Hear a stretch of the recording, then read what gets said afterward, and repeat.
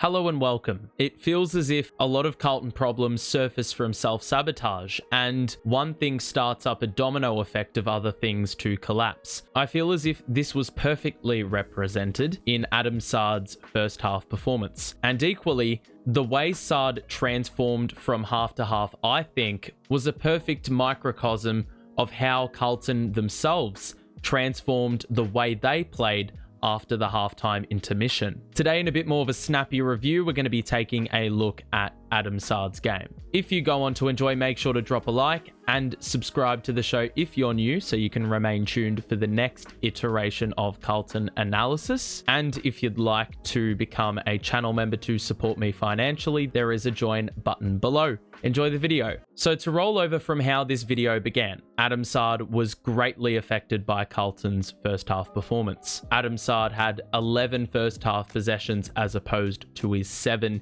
in the second half, but the meters gained and the inside 50s are particularly eye-catching stats. For 4 less disposals, Saad had 2 more inside 50s and 70 extra meters gained.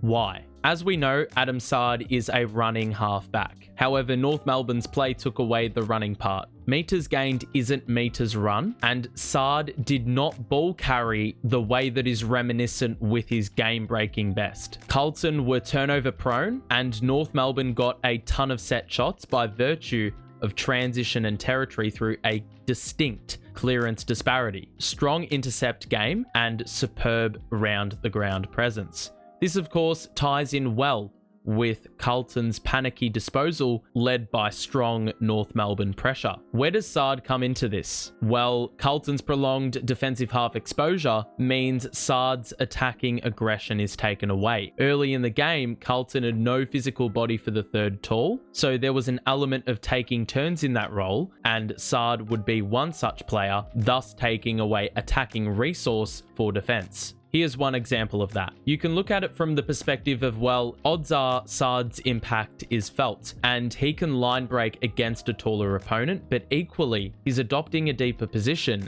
He can get outmarked. If Carlton were to turn it over going forward and Saad's run off his man, that almost throws the back line into disarray. And North Melbourne's 7 goals off turnover indicate this wouldn't be wise. It really comes to fruition on this example. Carlton being unable to mark in the second, well, due to this, Carlton were afraid to take an inward kick unless the outcome was guaranteed uncontested, especially given they were losing battles at ground level all over. Saad's overlap from such an attacking kick rarely existed, and with Carlton under the pump, he played more passive. Like on this example, which happens in the first. Bit of game sense about this, it's the first quarter, Carlton are in control. You got to get it over the man, but if George can pivot round, potentially fake the kick and sidestep, Saad needs a kick into this space and off to the races he goes. Saadi, even when he tried to play a little bit more attacking, North Melbourne had it well covered and blocked off his damaging runs at clearance and in open play.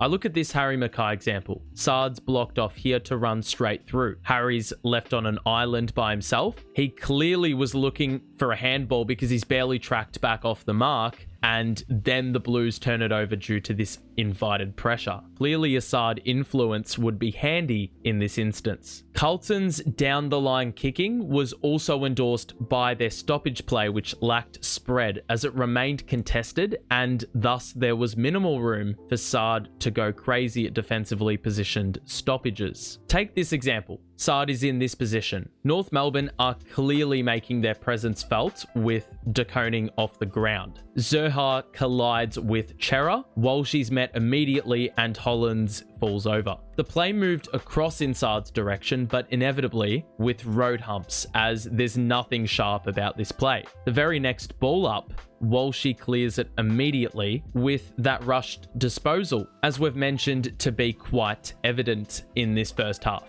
No expansiveness, and Saad didn't get a sniff. And well, 20 seconds later, we see more of what we've discussed. Yes, Charlie has a free kick. Yes, everyone is bolting back in transition. But how about changing the angle? Every Carlton player is now off screen, but how about using that as a decoy, given North Melbourne have left this entire portion of the ground open with Adam Saad in it? Why are you forcing yourself into a far more pressurised environment, which feeds into North Melbourne's first half advantage. Now, when Saad tried to force the issue and defy this defensive, passive game plan, it had more flaw than benefit. Because even though he was pushing up, he did not have the ball, nor was he breaking lines. Instead, it was more defence, a story of the half for Carlton. Saad playing higher up in the zone. You've got to remember there's a loss of the defensive pace Carlton need downfield for those quick transition moves of North's, something that the Prendercast highlights with this tweet. Example can be envisioned here with Saad's defensive pace helping. North Melbourne turn it over. Sam Durden's a stumbling block, which they get over, but Adam Saad's closing speed helps Carlton win the ball back, despite staring down the face of an overlap run, which would have had them hitting the top of the square. On this example, you'll see the negatives of his movement upfield. North's short passing has forced him to roll up the ground as his opponent gets involved. Additionally, he's rolling up to an open man, which takes him away from defending his direct assignment, who plays the damaging pass into the middle. He may have had a say if he was further back to contest these North players with an intense closing speed, something which could have been helpful to slow down these transition attacks. I think this also speaks to the issues. Saadi's up the ground for defense, but when the ball is transitioning far too easily over the top, Saad's impact is null and void. So no impact there, and equally when Newman marks, Carlton have zero defensive setup to provide overlap and such to attack the wing positions for how quick the transition was and how far the ball travelled. Players like Saad can't line break from back to front because of how high up he was. And whilst the Blues fans were yelling at Newey to get it moving, where? A short kick's on offer, but these guys are conditioned to think a few kicks away. Where's it going after that? Don't imagine any other option would have ended any more different or productive compared to this outcome. A Saad type to challenge North in the same way we saw on the previous example with McKercher would be something luxurious. Carlton's backline seemed backwards in the first half. On this instance, Saad rolling up amongst a wealth of other defenders who lose that battle, which occurred far too often, means half forwards are layering over into the backline as cover, leaving completely stuff all options up the ground. A complete disaster given the incompetence of the situation in the first half. And Carlton's stoppage play again had moments where on-ball pressure was lacking and Saad has to roll up or rolled up voluntarily, unable to affect allowing for severe exposure. We will see that at play in this early game example where North Melbourne were a +7 in clearance in the first quarter. Kennedy gets dumped and there's no holding midfielder to be the last line. Saad's got to roll up, but there's no pressure on the ball carrier. That's an easy handball out to the extra man, and well, that should just be a lace-out pass to Curtis and another set shot opportunity. I think to summarize the first half, some defensive efforts by Saad are just a small glimpse into Carlton's defensive woes to start off. Sheezel had far too much impact early for you to just allow him to ball hunt like this. And this example, North Melbourne is switching to the far side. They've slowed it down. There should be a down the line kick forced. I think the coaching staff would have wanted this given the game stage, but the intensity is the issue for me. That's a pretty slow closeout, which lacks that intensity that Carlton needed. Now, the second half mainly saw Carlton rectify a lot of these issues. The on-ball pressure lifted dramatically, spearheading damaging clearances, a failure for North Melbourne to punish on turnover and through set shots, and it optimized the Carlton DNA as they grew in stature all over the ground. Forward half football, fast ball movement, strong stoppage work, and with that is psychological ramifications. More control means more confidence, means the opposition shit bricks, and that ultimately means players with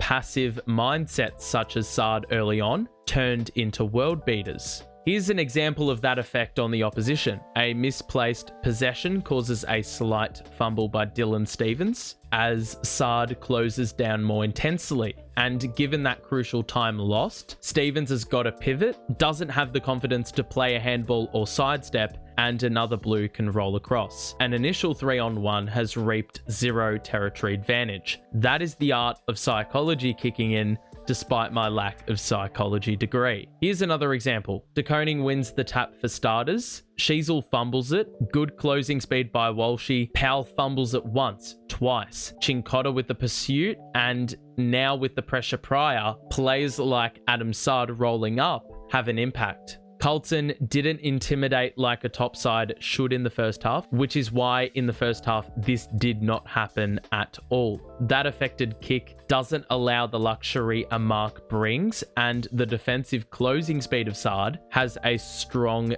bearing on the outcome of the clearance, if you could call it that. One notable thing to mention that comes with this is the third tall dilemma. First half it was punishing. Second half, it had no bearing on the game. Carlton kept this well contained. And now, with Carlton being more defensively controlled as they slowed North Melbourne's play down, Saad was no longer defending while failing in the attacking half. He was successfully defending in the back half in a far more natural form without a lingering burden. Of course, the third tall issue. To further this, the move for Cincotta to head forward and Kennedy heading back freed up those smaller, quicker defenders who were rotating through the third tall matchup early on. This change optimized Carlton's forward line application, which screamed tenacity, and I think Saad was a beneficiary of this, as we saw with the Cincotta example. Now, remember the first half example where I explained the lack of spread. The quicker disposal and lack of direction with Cherry eliminated here means Walshy can run right down the middle as Carlton zigzag handball their way through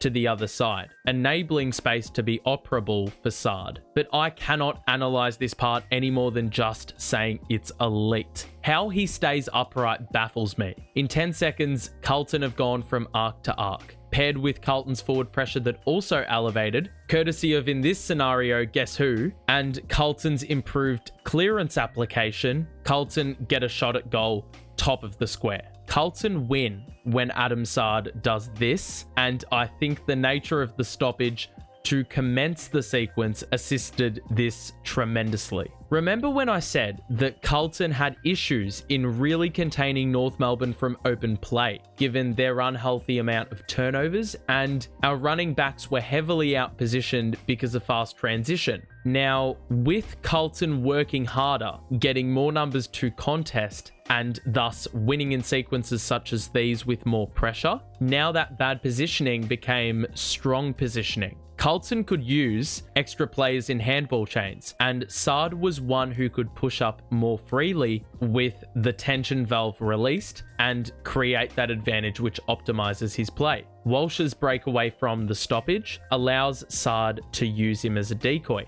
and carry the football for longer, which of course we have seen to be a massive plus. And to cap it all off, remember we ended the first half talking about intensity. This example occurs in a different part of the ground to our earlier discussion, prompting urgency, but it's also when Carlton are leading as opposed to trailing, which would indicate less urgency and more conservative play. Saad goes from off-screen to on the mark in rapid time, and little details like that tell you all you need to know about how Carlton grew from half to half. Overall, I found Adam Saad's development over the course of the game fascinating. Vossi preaches consistency, and whilst I enjoyed seeing adaptability as the game grew, this emphasizes just how imperative those themes of pressure and contest are in dictating Carlton's success, because the ramifications for not delivering affect impactful players like Saad dearly, and that negative domino effect shows face. Let me know your thoughts on what I've shared today from my perspective. Enlighten us with your perspective in the comments below. Thanks for tuning in. I'll be back for another iteration of Carlton analysis next week. But until then,